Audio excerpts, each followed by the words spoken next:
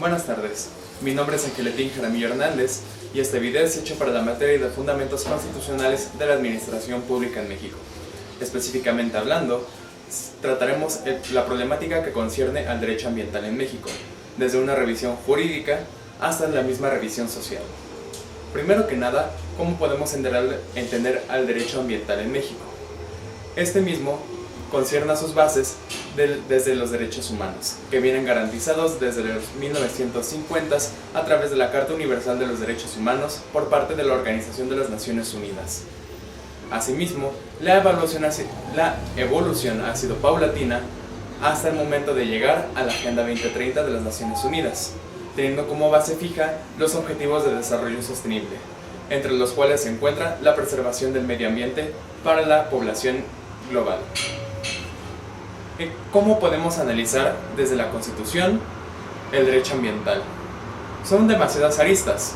En específico, la Constitución Política de los Estados Unidos Mexicanos da a entender que en la parte dogmática se encuentran aquellos que pueden ser los derechos humanos garantizados para cualquier ciudadano o ciudadana mexiquense, incluso sea este naturalizado.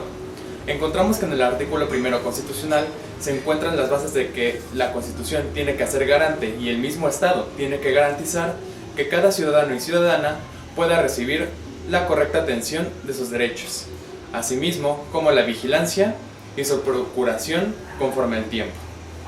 Siguiendo este mismo flujo, encontramos el artículo cuarto constitucional, los cuales ya empiezan a dar una base sólida al derecho ambiental en México, diciendo que el derecho ambiental tiene que ser garantizado de manera sana para cualquier mexicano y mexicana dentro del territorio de los Estados Unidos mexicanos.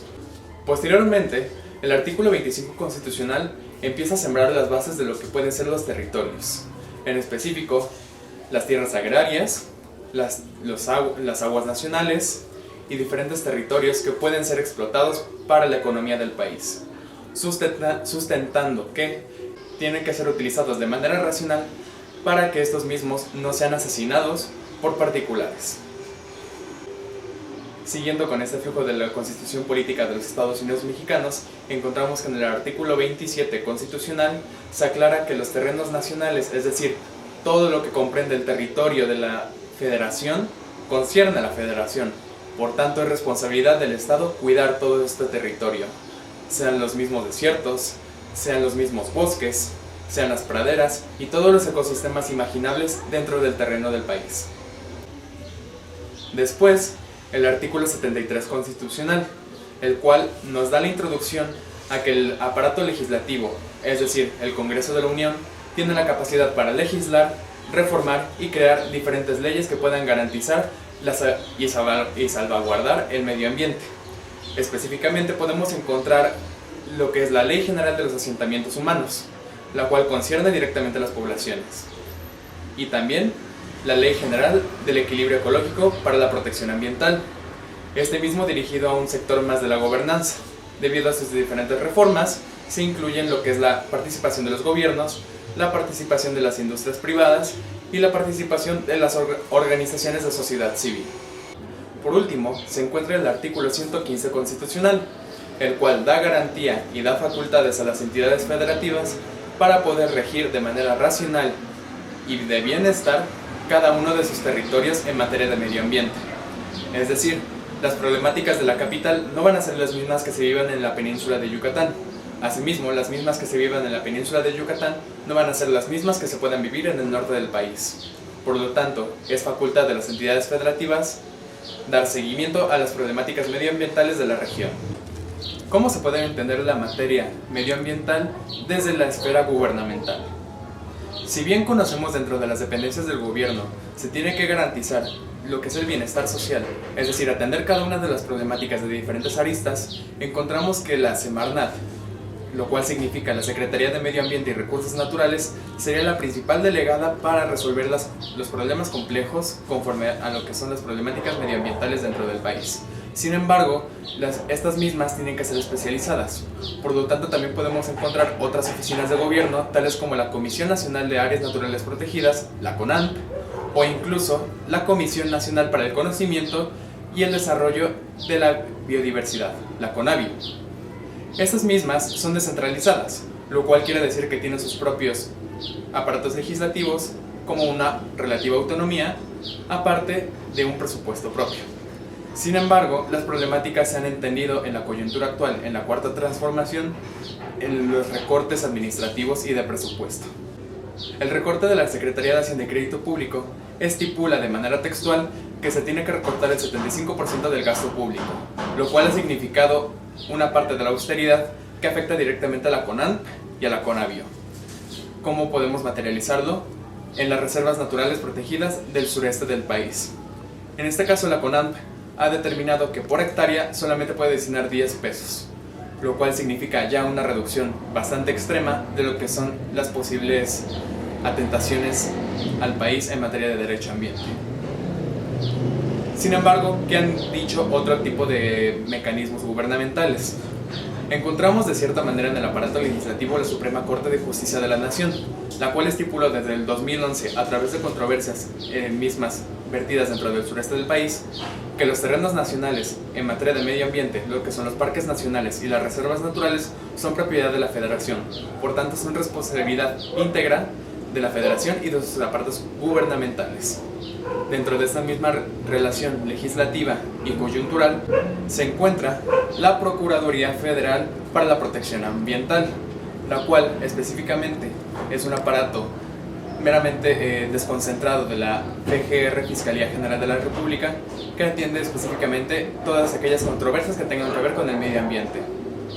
Hay otras aristas que afectan de manera grave la problemática medioambiental.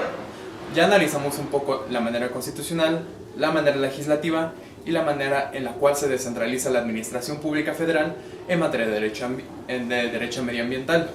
Sin embargo, falta la representación, o más bien la aceptación de cómo es que se están desarrollando los problemas sociales en el país. Primero que nada, quisiera resaltar la problemática que se tiene con el Estado de Derecho. ¿Cómo se entiende el Estado de Derecho? Este mismo concepto viene comprendido como la manera en cómo comprendemos las leyes y cómo hacemos valer las leyes. En México hay distintos indicadores nacionales e internacionales que hacen valer el Estado de Derecho. Uno de ellos es el Rule of Law, lo cual pone en una categoría bastante frágil el Estado de Derecho en México. Este mismo fenómeno del Estado de Derecho puede ser comprendido a través de la corrupción, a través de la impunidad y otros demás factores que tienen que ver con la presencia organizacional y su misma solidez. Otros mismos problemas que se han obtenido a través de lo que es la investigación científica puede ser el ecocidio, el cual mismo no está legislado dentro del aparato gubernamental y legislativo en México. Por lo tanto, da apertura a que diversos actores puedan vulnerar la integridad medioambiental del país. Otra parte pueden ser los sectores energéticos, la cual, si bien tienen una regulación exhaustiva a través de la Secretaría de Energía, se entiende que estos mismos no tienen una perspectiva medioambiental. Se sigue priorizando a los hidrocarburos, los combustibles fósiles, el gas natural y demás, cosa que, como bien se sabe, su metodología de extracción y de acumulación afectan directamente al medio ambiente. Se necesita de las energías renovables, las energías limpias y sobre todo de una modernidad tecnológica, cosa que México en sus momentos no está priorizando. ¿Qué podemos concluir dentro de la problemática medioambiental en México? Se tiene que hacer esfuerzos exhaustivos para seguir reformando aquellas leyes que todavía no han podido dar una perfecta conclusión y perfecta resolución en las problemáticas medioambientales en el país. Se tiene que mejorar el Estado de Derecho, es decir, deshacer ciertas prácticas políticas que puedan resultar de una manera afectaciones para la sociedad en general. Se tiene que comprender también, en materia de seguridad nacional, la importancia del medio ambiente. Hay un viejo refrán que es bien conocido: los militares tarde o temprano podrán llegar a proteger a los parques nacionales. Por lo tanto, las naciones no tienen que dejar que este momento suceda. Otra parte sería también el priorizar los acuerdos internacionales para su adaptación dentro de la legislación en México, así también como su acción. Tenemos la Agenda 2030 encima, tenemos a las Naciones Unidas, tenemos al Panel Intergubernamental para el Cambio Climático, tenemos el programa de Naciones Unidas para el Medio Ambiente. Se tiene que exacerbar lo que es su responsabilidad dentro del mundo. Hagamos todo esto para el bienestar del país y del medio ambiente. Cuidemos a la biodiversidad.